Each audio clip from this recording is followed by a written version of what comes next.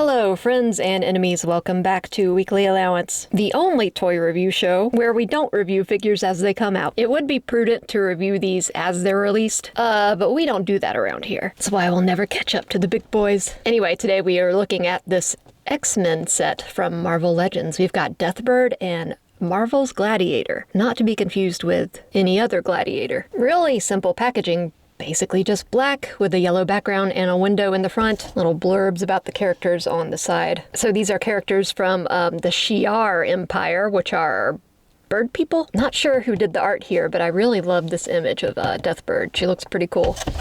And that energy is translated well into this figure, I think. Just looking at it in the package, she's pretty scary. I'm definitely interested in her. I gotta say, neither of them look like birds. The Gladiator especially does not look like a bird. But maybe we'll find some more bird-like qualities when we open them up. You might have noticed our new background. What's the consensus? Do we love it or do we hate it? Are you a fan of pyramids turned into cubes? Cubed pyramids is what I call them.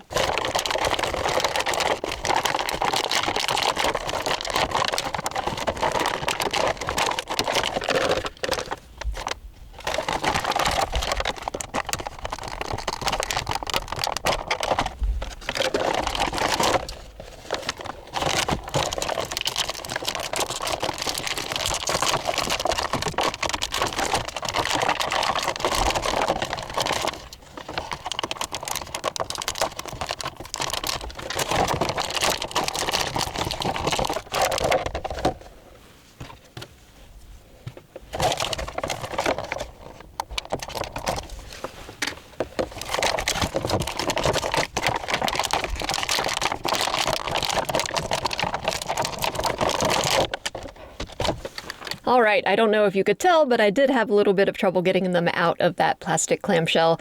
They're both becaped figures, and the capes were sticking pretty hard, not wanting to come out. I thought his was the worst, but her cape was actually even more difficult because it flares out. So yeah, looking at the two of them together, my initial thoughts are that these don't belong together. Not only character-wise, but design-wise and figure-wise, if that makes sense. Just because this looks like, I don't know, to me it looks like a standard superhero action figure. I'm sure he's mostly reuse. Maybe even a reused cape. It looks awfully similar to like a Doctor Strange cape or something. Very pulpy, very superhero-y, just like an alien, you know, superhero type. But then you have Deathbird, and she, I feel, is very unique. For her, I mean, I'm assuming that there's not much reuse. A lot of this, I think, is one-off. Of course, I haven't seen Leandra in a while. Leandra?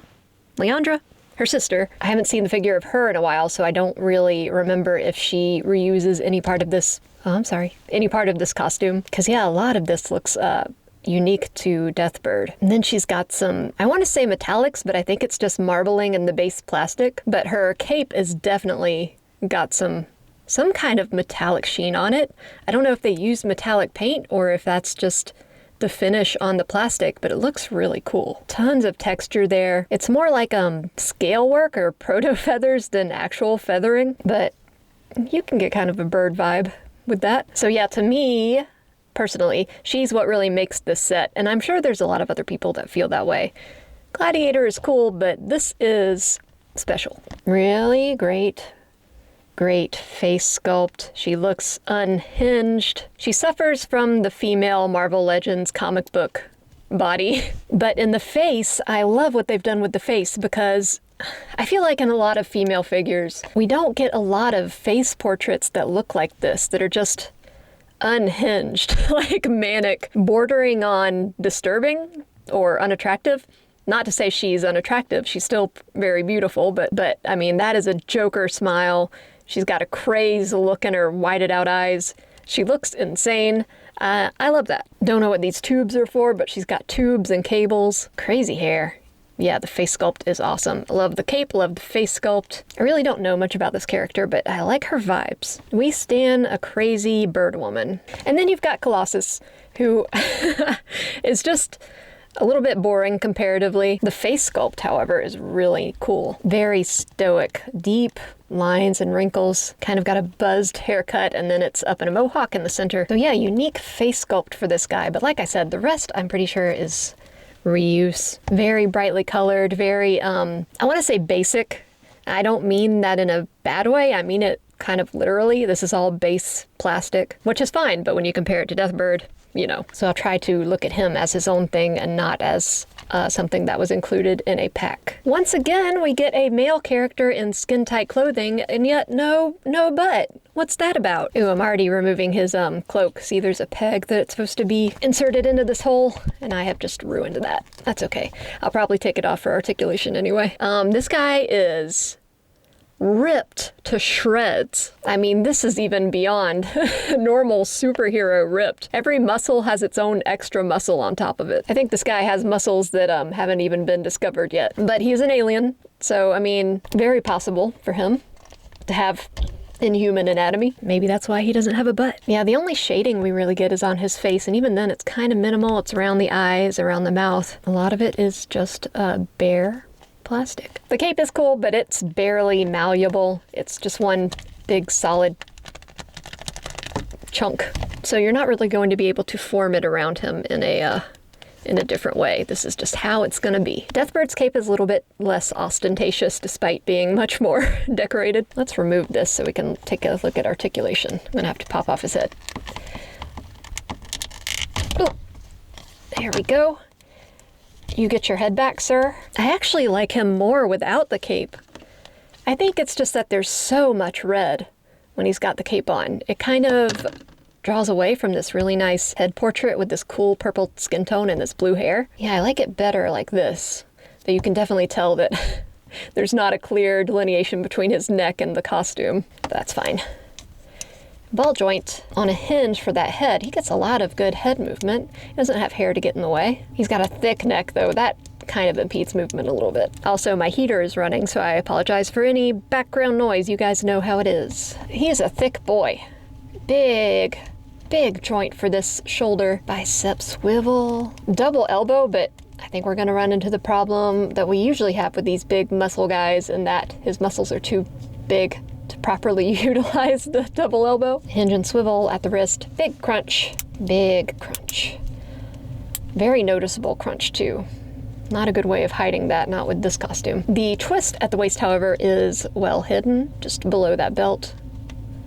Up on the leg. Side. Back.